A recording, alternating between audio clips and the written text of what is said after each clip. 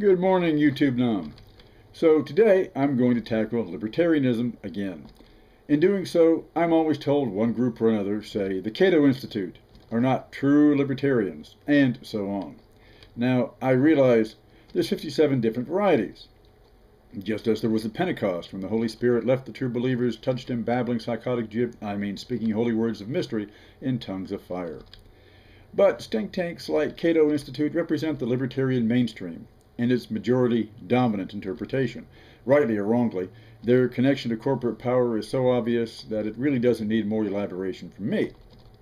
What I'm more about this time is to focus on what a libertarian society would look like in practice rather than theory, and what it has looked like in practice in the North American continent. Now, first of all, let me say that as a theory, libertarianism does have its points. After all, none of us like to be shoved around, or worse, by some asshole in a uniform or robe or behind a desk, treating us like nothing because he can. We don't like being video surveilled everywhere we go, down to the toilet. We don't like GPS being attached unknowingly to our vehicles, our medical or court records becoming public knowledge, or patted down with bodily specimens extracted from us at every turn. And it won't be long before there is court-mandated implanting of microchips in people's heads to monitor their movements, their speech, even read their minds to control their thinking and behavior. The technology's already here. The worst kind of totalitarian nightmare, all legal and constitutional, of course, beginning with the worst offenders, then spreading out to more of the general public in the name of public safety.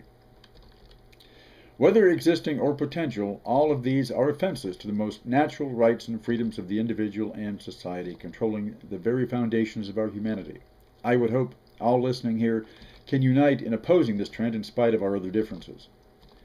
And in my earlier days, I was very much taken with left libertarian philosophers like Mikhail Bakunin and Peter Kropotkin, many of whose critiques ring more truly than ever. Left libertarianism, anarchism as it used to be more widely known, has a rich democratic tradition behind it, as we see now in the Occupy movements and historically the Solidarity movement in Poland being another classic example. However, life experience has caused me to modify my views as to its everyday practicality. A complex society requires more formal structure, especially in meeting the social obligations of a large civic population. So, what would a purely libertarian society as advocated by the Cato Institute and others look like in practice? Peter Thiel, founder of PayPal and co-founder of Facebook, wants to create just a libertarian Zion, a startup offshore country of their own built off the Pacific coast on oil rig platforms without any messy natives to complicate things. Starting a country as a business is the goal, which should send up warning flags right there as to how free it will be for the rank-and-file employee resident.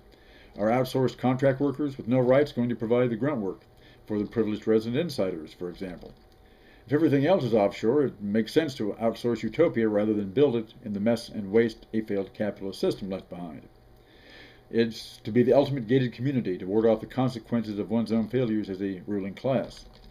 Whatever the fate of Thiel's brainstorm, the libertarian utopia is built on the idea of a natural man, like Rousseau's noble savage, who, if he could just break his chains of state, would return to a state of nature, and all would be right with him and the world.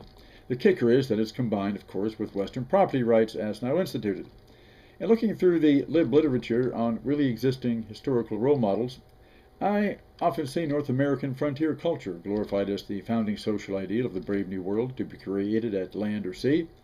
Also, a romantic idealization of the southern United States specifically and of its Confederate values. So, let's look at the record of real life in those areas of North America, certain times and places that were beyond the reach of the modern state. I want to add that there is much that's admirable in frontier American culture, a sense of autonomy, of self-respect, of self-sufficiency.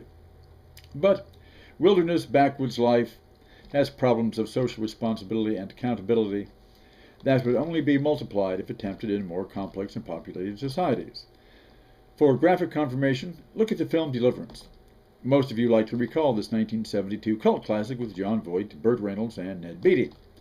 Burt Reynolds leads a quartet of city boys out to discover nature, externally and in themselves, on the Cohulawasi River of North Georgia, USA, before the forces of the state dam this natural wonder and destroy its free flow for eternity.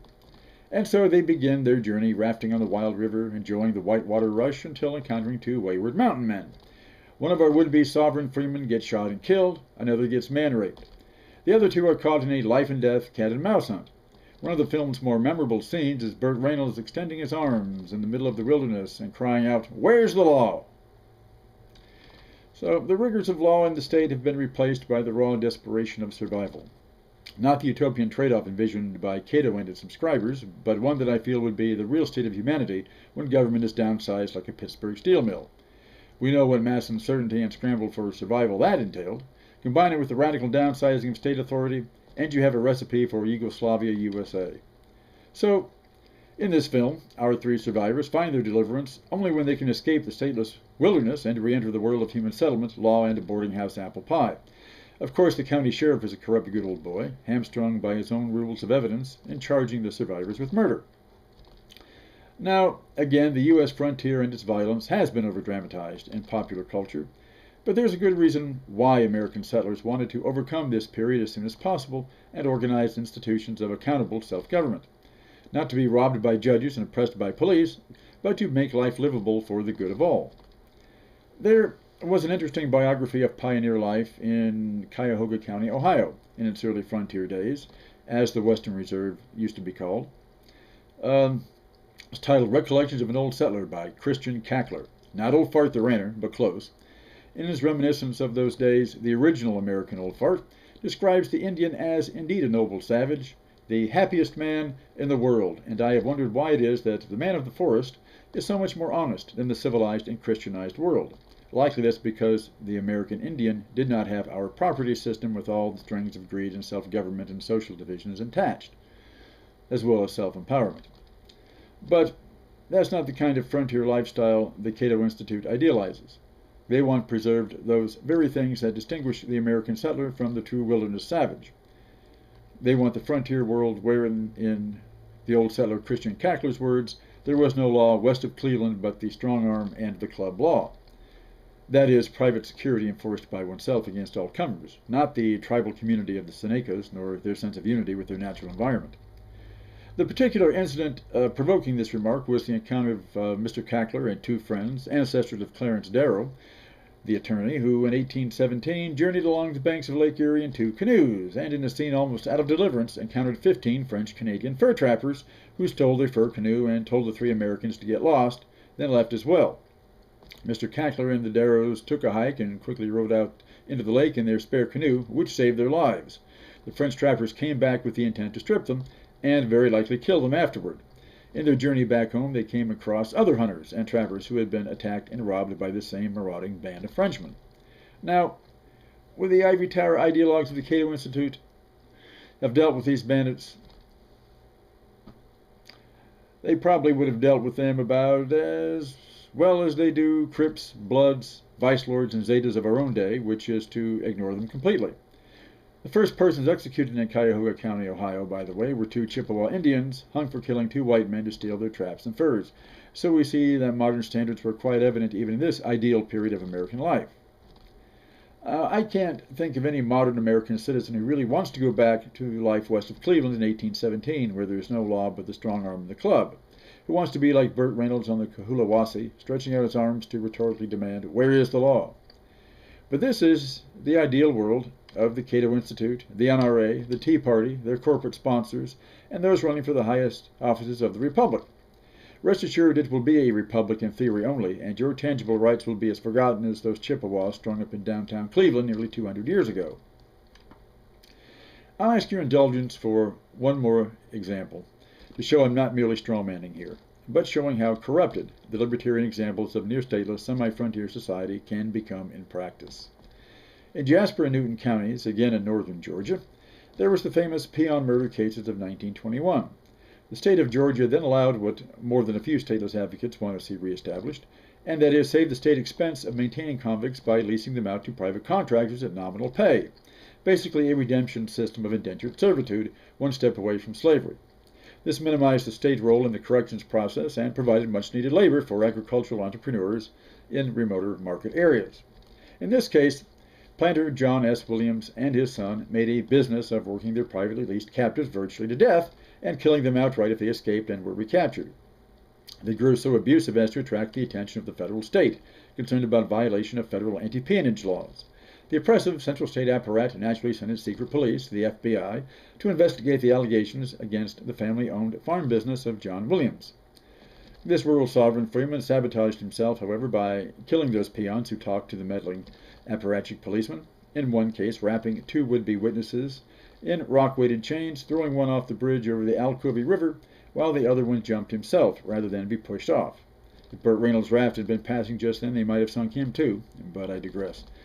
This action brought the whole case to a head, and John S. Williams was indicted on federal charges and tried in Covington, Georgia at the Newton County Courthouse, the same building seen in the opening montage of the old American TV show In the Heat of the Night, by the way, chosen no doubt because of this very case. Williams was convicted by the testimony of his black overseer, turning federal witness. Accepting the word of a black defendant as the basis for convicting a prominent white man was yet another of the radical departures, in this case from local decentralized rule. John Williams's defense employed much of the same apologetics used to deflect status regulation and intervention today. Mr. Williams was an upright businessman who provided employment. The state was merely trying to cause discontent, disarray among his employees for political reasons. Federal agents were really out to impose centralized bureaucratic regulation in the name of civil rights, etc. In the end, it didn't work. Even the anti-centralists of that day just couldn't balk at outright cold-blooded murder, no matter how racially realistic they might have been. And it shows how times have changed, and not for the better, in 90 years between rural Georgia and our cyber age.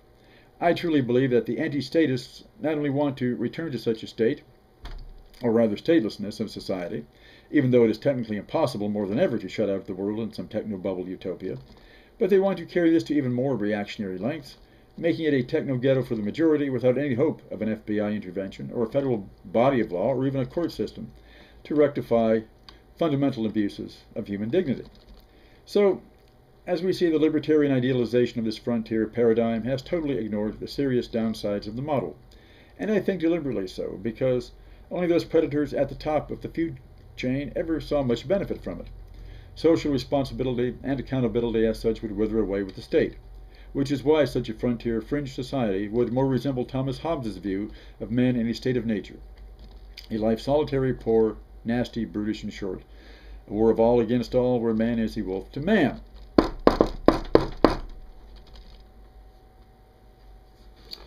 So what we got here? Hello?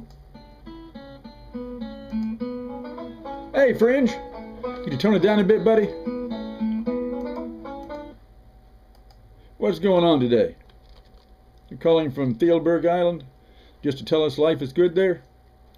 But not all of us are worthy to enter paradise, huh? What? Do what? Oh, you gotta run. Some unruly guest worker has to be thrown off the island. Make sure it's a big rock with heavy chains. Don't want him washing up on some status shoreline as hard evidence.